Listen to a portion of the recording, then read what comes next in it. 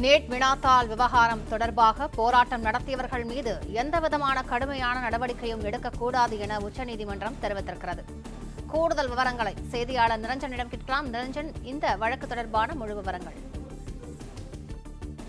NEET வினாத்தாள் கசிவு தொடர்பாக தலைநகர் டெல்லி மற்றும் பீகார், மேற்கு வங்கம், அஸ்ஸாம், மகாராஷ்டிரா என்று பல்வேறு மாநிலங்களிலும் பெரும் போராட்டங்கள் என்பதை மாணவர்கள் நடத்தியிருந்தார்கள். கரப்பான்பூச்சி ஜனதா கட்சியினர் இந்த போராட்டங்களை ஒருங்கிணைத்திருந்தார்கள்.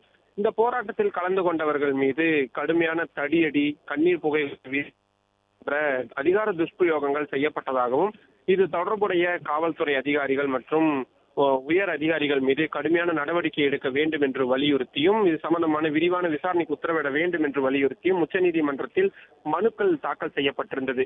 இந்த மனுக்கள் இன்று உச்சநீதிமன்ற தலைமை நீதிபதி சூரியகாந்த் தலைமையிலான அமர்வு முன்பு விரிவாக விசாரணைக்கு எடுத்துக் கொள்ளப்பட்டது. இரண்டு தரப்பு வாதங்களையும் பதிவு செய்து கொண்ட நீதிபதிகள் முக்கியமான உத்தரவுகளை பிறப்பித்திருக்கிறார்கள். அந்த அடிப்படையில் இந்த போராட்டத்தில் கலந்து கொண்ட மாணவர்கள் மீது எந்தவிதமான கடுமையான நடவடிக்கையும் அடுத்த உத்தரவு பிறப்பிக்கும் வரை எடுக்கக்கூடாது என்ற திட்டவட்டமான ஒரு உத்தரவை பிறப்பித்திருக்கிறார்கள். அது மட்டும் இல்லாமல், யாராவது சிறையில் அடைக்கப்பட்டிருந்தால் அவர்கள் ஏற்கனவே கிரிமினல் குற்ற வழக்குகளில் இல்லாதவர்களாக இருந்தால் அவர்கள் அனைவரும் உடனடியாக விடுவிக்கப்பட வேண்டும் என்ற உத்தரவும் பிறப்பிக்கப்பட்டிருக்கிறது. அதே போல சிசிடிவி காட்சிகள், வீடியோ பதிவுகள், காலர் அதாவது பட்டனில் வைத்து காவல்துறையினர் ரெக்கார்ட் செய்யக்கூடிய வீடியோக்கள் என்று அனைத்து ஆதாரங்களும் முழுமையாக பாதுகாக்கப்பட வேண்டும்.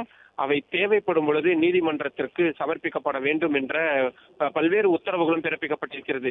மேலும் என்னென்ன நடவடிக்கைகள் எடுக்கப்பட்டது, காவல்துறையினருக்கு யார் யார் என்னென்ன உத்தரவுகளை பிறப்பித்தார்கள் போன்ற விவரங்களை தங்களுக்கு விரிவாக வழங்க வேண்டும் என்றும், அதன் அடிப்படையில் அஸ்ஸாம், மேற்கு வங்கம், மகாராஷ்டிரா, பீகார் உள்ளிட்ட மாநில அரசுகளுக்கும் தற்பொழுது உச்சநீதிமன்றம் நோட்டீஸ் பிறப்பித்து வழக்கை ஒத்திவைத்திருக்கிறார்கள். எனவே ஒரு நீண்ட ஒரு விசாரணைக்கு உச்சநீதிமன்றம் இந்த விவகாரத்தில் தயாராகிறார்கள் என்பதை இதன் மூலமாக புரிந்து கொள்ள முடிகின்றது.